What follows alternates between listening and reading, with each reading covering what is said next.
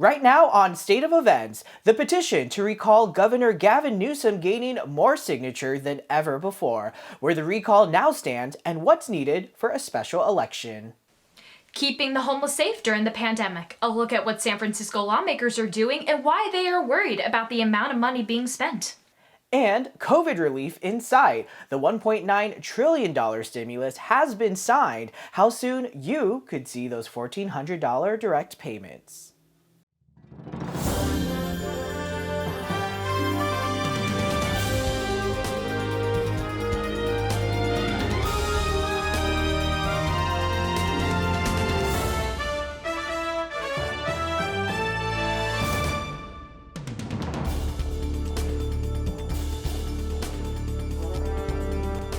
Hello and welcome to State of Events. I'm Sophia Roger. And I'm Austin Castro. Thanks for joining us. We begin with one of the biggest political stories of the year. After 3 previous attempts, a governor recall election is looking more likely than ever before, and the kickoff is just a few weeks away.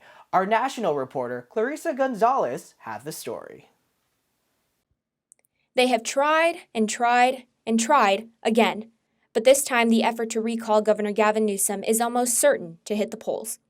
The Recall Gavin 2020 campaign was first launched in February of last year, just a mere month before pandemic restrictions locked down the state. Previous attempts date back to as early as March of 2019, though none have made it as far as this one. In an exclusive off-camera interview with State of Events, we sat with Orrin Heatley, leading prospect and creator of the Recall Gavin 2020 campaign. Heatley states that because of his response to the pandemic, Governor Gavin Newsom has, quote, eroded people's confidence in his ability to lead. Furthermore, Heatley attests, we have no one else to blame but Newsom, and he has no one else to blame but himself. About 1.5 million petition signatures are required to trigger this kind of special election, a milestone the Recall Newsom campaign reached over a month ago. Last Wednesday, the campaign announced they have surpassed their targeted 2 million signatures. If the recall efforts qualify for an election, the ballot would then be broken up into 2 questions. The first would ask, shall Gavin Newsom be recalled from the office of governor? To which voters will then answer either yes or no. The subsequent question would then follow with candidates to succeed Gavin Newsom as governor if he is recalled, with a list of potential electors. According to political science professor Dennis Falcon, though the results of the recall may not be in favor of the recall campaign, their efforts may have been targeted at succeeding in a different election. It's also a way for them to start planting the seed that Gavin Newsom will never be president. The final date to submit petition signatures is this Wednesday, March 17th. County election officials must then determine how many of the given signatures are valid and report the accurate signature count to the Secretary of State by April 29th. If the effort has met the required 1.4 million signatures needed, the ballot will face voters before the end of summer. In San Francisco, Clarissa Gonzalez, State of Events. Lawmakers in San Francisco are worried about the amount of money being spent towards the safety of the homeless during the pandemic. Live with the story is reporter Danya Romero. Danya? Thank you, Sophia. I'm here in front of one of the 6 campsites that has been built since the start of the pandemic. It's cost $16.1 million to maintain these sites that also provide resources to the homeless. The only problem is this may not be a sustainable solution. These campsites, otherwise known as safe sleeping villages, were built to keep the homeless out of hazardous crowded spacing that put them at higher risk for contracting the deadly virus. These sites consist of social distance tents, accessible bathrooms, 24-hour security, and meals, as the San Francisco Chronicle has reported. Being able to set up a tent and stay where you want instead of being harassed by the police and pushed off somewhere else. So far, 262 tents has housed over 300 people. That means each tent costs $5,083 a month, which is 2.5 times the amount of a 1-bedroom apartment in the already pricey San Francisco area. Lawmakers are concerned that the taxpayers' money could go further if they got rid of the campsites. Supervisor Rafael Mandelman said, "We have to find a way to have exits from the streets, but we need them to be more cost-effective." The cheaper solution would be indoor housing. However, that would spike the risk of infecting the vulnerable crowd. These safe sleeping villages are here to stay for the remainder of the pandemic unless a cost-effective solution that's just as safe is found. I'm Danya Romero, San Francisco, State of Events. A new drug used to keep those with positive COVID-19 cases out of the hospital. Golden Gate Field in Albany, California, had 4 employees test positive, leading them to test their entire staff. Discovering 200 positive cases, Dr. David Seftel needed to make a decision to save his community. A new drug, Fluvoxamine, being clinically tested to treat COVID-19 after an outbreak at Golden Gate Fields in Berkeley. We had 4 cases that were initially reported. And because we have a community living back there, we decided to test everybody. And that's when we saw the first round of testing revealed 200 positive individuals. Great initial clinical results, minimal downside. I felt I had to act. Dr. Seftel's decision to use prescription drugs off-label is an accepted medical practice, with patient consent. The most common side effect of fluvoxamine is slight nausea. 65 patients elected to take fluvoxamine, 48 declined. 12.5% of all those who refused fluvoxamine ended up hospitalized and 1 died. In the group that did take fluvoxamine, none of them were hospitalized. Dr. Lenz recruited 152 patients he needed for his trial. It was completed in August. So the results were really pretty incredible. Out of the 80 people who received fluvoxamine, none, 0 of them deteriorated, versus 8% of the people who got placebo. That's right. The patients on fluvoxamine did not deteriorate to the point of severe lung damage. Thank you. This is Blake Winter, State of Events. Thank you, Blake. More California residents are able to get the vaccine this Monday, yet a group of people are confused as to why they are being left out. Phase 1C opens for California on March 15th, yet many are perplexed on how type 2 diabetes is included, but type 1 diabetes is not. Studies have shown that those with type 1 diabetes are 3 times more at risk for being hospitalized due to COVID-19 than type 2, leaving many with the condition concerned with waiting. I just understood that I was in a more vulnerable category. So it was really weird to find out once they started releasing the vaccine that I wouldn't be included in the category of people with high-risk diseases. The American Diabetes Association has filed a report to the CDC asking to reconsider in including type 1 diabetes on the vaccine rollout list. The CDC has yet to comment. President Biden has officially signed the $1.9 trillion COVID relief bill. The bill is set to provide $1,400 direct payments, a $300 boost to unemployment, as well as assistance to small businesses and vaccine distribution. This historic legislation is about rebuilding the backbone of this country and giving people in this nation, working people, middle-class folks, people who built the country, a fighting chance. Democrats describe this as a win for millions of Americans. However, not a single Republican voted for the bill, citing the large cost. This isn't about the virus. As you know, less than 9% is used to defeat the virus. Pretty much a payoff for Pelosi's political allies, and it will be the American people paying the bill. You may be wondering how soon those direct payments could be arriving. Well, according to the White House, direct deposits began last weekend, with payments continuing over the next several weeks.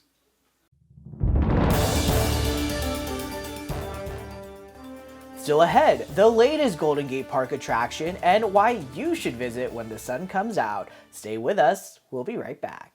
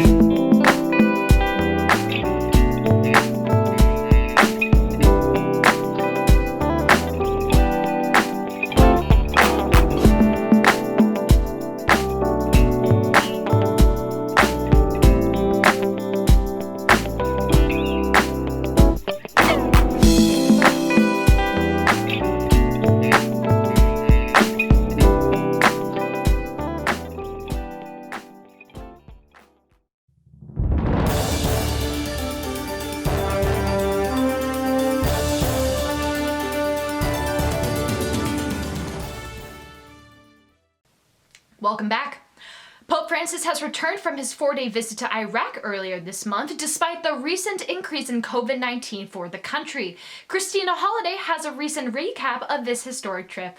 Pope Francis arrived back at the Vatican after a 4-day trip to Iraq, promoting messages of peace and unity, along with creating a dialogue between Muslims and Christians. After landing in Baghdad, he had a very busy itinerary that saw him meeting with leaders and citizens in 6 different cities.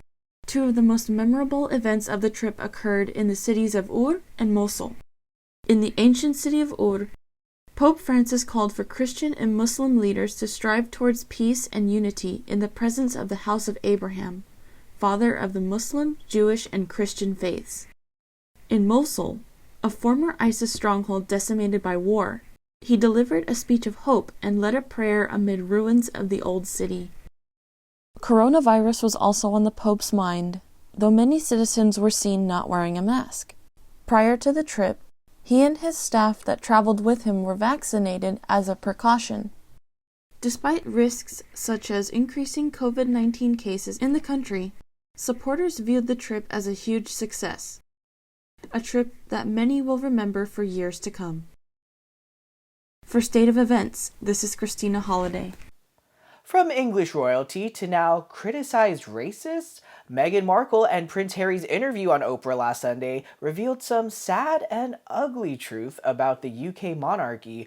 More on the story is reporter Alexis West. With over 11 million people tuning in to watch Meghan and Prince Harry's interview on Oprah, shocking revelations were made about the institution and the royal family. Ever since Meghan Markle married into the royal family, she has repeatedly been scrutinized under the British tabloids for simply existing. From the look of the media coverage compared to Kate Middleton, who married Prince William, there are obvious signs of animosity. Many viewers and people around the world have gone to social media to say there are racist undertones in the coverage of Meghan. In the interview, Meghan confided in saying that the lack of protection from the institution and the constant scrutiny from the tabloids led her to have serious mental health problems. I just didn't want to be alive anymore. And that was a very clear and real and frightening, constant thought. Later in the interview, she explains how she was denied mental help from the institution and that there had been questions regarding the color of her baby's skin before his birth. Many Americans and Brits have shown their support for Meghan and Harry and have brought awareness to the parallels to what Princess Diana went through. I think every strong woman in history has had to walk down a similar path, and I think it's the strength that causes the confusion and the fear. Buckingham Palace released a statement last Tuesday saying, "The whole family is saddened to learn the full extent of how challenging the last few years have been for Harry and Meghan. The issues raised, particularly that of race, are concerning. While some recollections may vary, they are taken very seriously and will be addressed by the family privately." This interview continues to shock waves into the world and reminds us to take mental health very seriously and to get help when needed. This is Alexis West for State of Events. Back to you guys. Zendaya won a very meaningful award last week at the 26th Annual Critics' Choice Awards. Reporter Farrah Walton has more on that next. Farrah? See Her. Zendaya was honored with the 5th Annual See Her Award at the 2021 Critics' Choice Awards. The award ceremony was hosted by Taye Diggs and took place last Sunday. Zendaya definitely stole the spotlight with her infectious smile and her heartfelt speech. To be grateful and for the people in our world and in our life that make the work we do possible, to continue to make sure we hold on to our loved ones a little bit tighter, make sure we call them, acknowledge them, tell them we love them. The See Her Award recognizes one woman each year who pushes boundaries, defies stereotypes, and recognizes the genuine portrayals of women in the entertainment industry. The Critics' Choice Association chose Zendaya because she perfectly embodies all of these values. Her co-star John David Washington presented her with the award. She was also nominated for Best Actress for her performance in Netflix's original movie Malcolm and Marie. Excruciating, difficult, stubbornly obnoxious woman I've ever met in my entire life. Kristen Bell, Viola Davis, Claire Foy, and Gal Gadot are the previous See Her Award winners. For State of Events in San Francisco, I'm Farrah Walton. Winding over 5,000 feet through picturesque cypress and eucalyptus trees, Golden Gate Park Disc Golf Course has become one of San Francisco's biggest attractions. Here's reporter Logan Flair from Marks Meadows with why you should join in on the fun. Thanks, Austin. Disc golf is one of the fastest growing sports in America, and Golden Gate Park Disc Golf Course shows you why. With beautiful scenery and a great family-friendly atmosphere, disc golf is the perfect activity for people of all ages. Chains have been banging at Golden Gate Park since 2007, when their new disc golf course rose to one of the top 5 most popular courses in the country. With a diverse set of 18 holes, the free-to-play course is perfect for beginners and professionals alike. Disc golf follows the same rules as traditional golf, except you're aiming a plastic disc for a metal basket. It offers a little bit of everything, which is ever important in a game where individuality rules. And with so much flair in the game, everybody has their own reason for hitting the greens. Probably the challenge of the different shots that you have to do. Sometimes it's a straight tunnel shot, sometimes you're going around a tree, other times you have to throw it as far as you can. And everybody tackles these challenges their own way.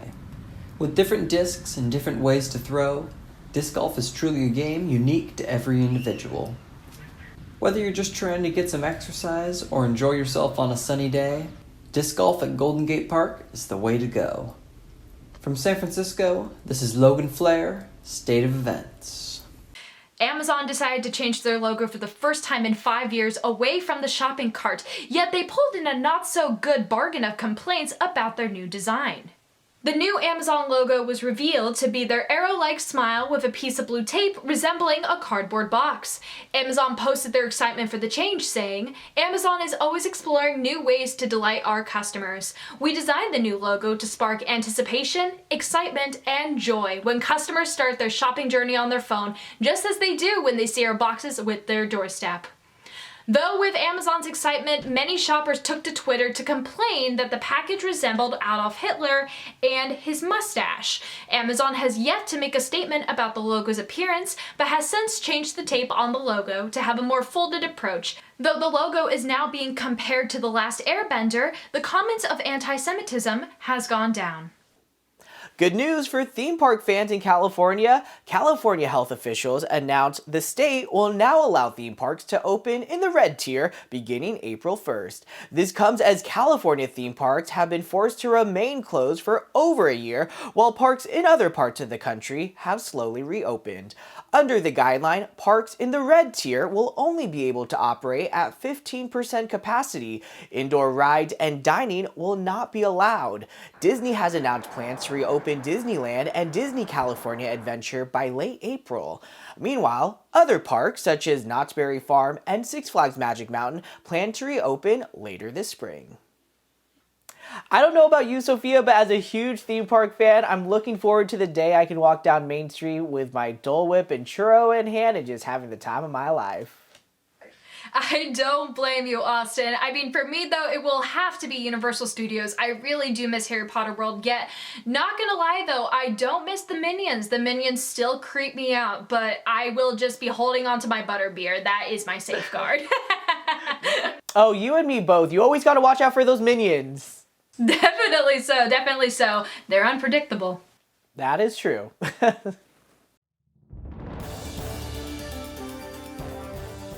Coming up, the verdict for Derek Almenia has been announced, where we will see what the court decided for the Ghost Ship fire case. Stay tuned.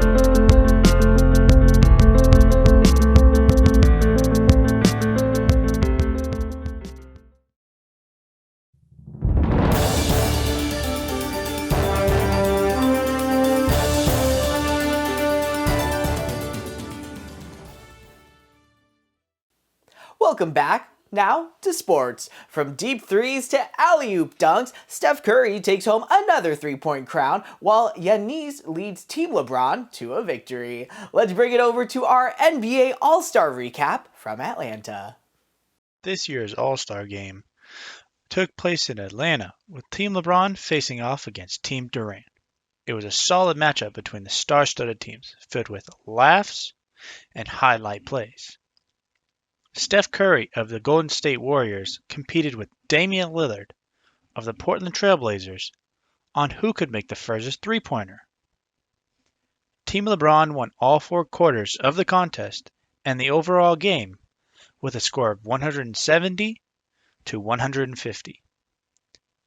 The game was tons of fun for players and fans. Stephen Curry even got to play alongside LeBron James for the first time ever and had nothing but good things to say about the Hall of Famer. Obviously, Bron's been doing it for a very long time, so there's so much respect there, even as you compete throughout the years. I'm Tyler Green, State of Events. Back to you in the studio. Along with the battle of Team LeBron versus Team Durant, this year's AllStar Weekend came with an extra cherry on top. The event generated over $3 million worth of donations to historically black colleges and COVID-19 relief. The NBA has taken numerous stances to promote social justice and equality, most notably with the Black Lives Matter movement this previous season. This made the event worth every penny, as players not only competed for awards, but for a cause as well. Stephen Curry takes home his second three-point title, while Anthony Simons scores big in this year's dunk contest. Steph managed to knock down his final 2 shots to win it all, a performance he dedicated to his injured teammate, Klay Thompson. Blazers guard Anthony Simons was awarded the dunk contest champion after some of the most acrobatic displays of the night. Simons wasn't the only big winner, though. His HBC of choice was also granted a $50,000 donation in his name. That's all we have from AllStar Weekend here in Atlanta. This is Mel Miller from State of Events. Back to you, Sophia. After 1 year later into the pandemic, video chat has dominated our daily lives. It is no secret that Zoom has drained our energy and affected our social interactions.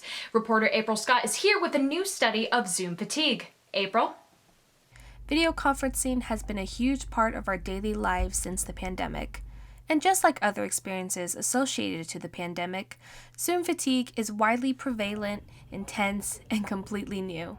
After a long day of video calls that has become so commonplace, Stanford studies suggest that Zoom fatigue causes tiredness, worry, and burnout associated with overusing virtual platforms of communication. According to HRExecutive.com, about 38% of employees have experienced Zoom fatigue since the start of the pandemic. Stanford study says that the 4 causes of Zoom fatigue can be excessive eye contact on screen, seeing yourself on camera, decrease in mobility, and the inability to use nonverbal cues. Vanessa Cardano is a full-time teacher where she has been spending her teaching career on the screen. I have been experiencing it a lot, especially if you're doing long meetings or teaching, because I'm a preschool teacher, so. While there is a cause for going through the Zoom fatigue in our daily lives, there's always ways to combating the fatigue. Small breaks here and there because your health matters, your mental health matters. Experts advise that in order to overcome the fatigue, you can opt out of the full screen option, turn off the self-view button, create a distance between yourself and the screen, and even give yourself an audio-only break. Reporting from Concord, April Scott, State of Events. Derek Almenia will be comfortable during his sentence, which he will be serving from home. Here's reporter Karine Titus with more on the verdicts. Derek Almena, the master tenant of the Ghost Ship warehouse fire in 2016 that claimed the lives of 36 people, was sentenced on Monday to serve his 12-year sentence at home. Almena will not go to prison, and his time served will be reduced after 3 years in good behavior and on-home detention. Family members like Colleen Dolan of the victims would like to see the plea deal thrown out. She expressed remotely during the hearing, saying, quote, "I curse you with pain in your bones and muscles that comes from clenching in fear as you face the fury of a firestorm coming to consume you. Derek, I do not need to see you spend 39 years in prison, writing and drawing in quiet retreat, but I do call on Judge Thompson to reject this inadequate sentence and recommend a return to plea negotiations." At home with an ankle monitor, Almena has been on house arrest since May after an early release from jail because of the coronavirus. Prosecutors said Almena was criminally negligent when he illegally turned the warehouse in Oakland into living quarters and an event space for local artists. Almeida's attorney, Tony Serra, feels the verdict was well-deserved. He accepted the responsibility. He showed bona fide grief and remorse. Co-defendant Max Harris was cleared of all charges back in September of 2019. Judge Thompson ordered that neither parties are allowed to contact each other.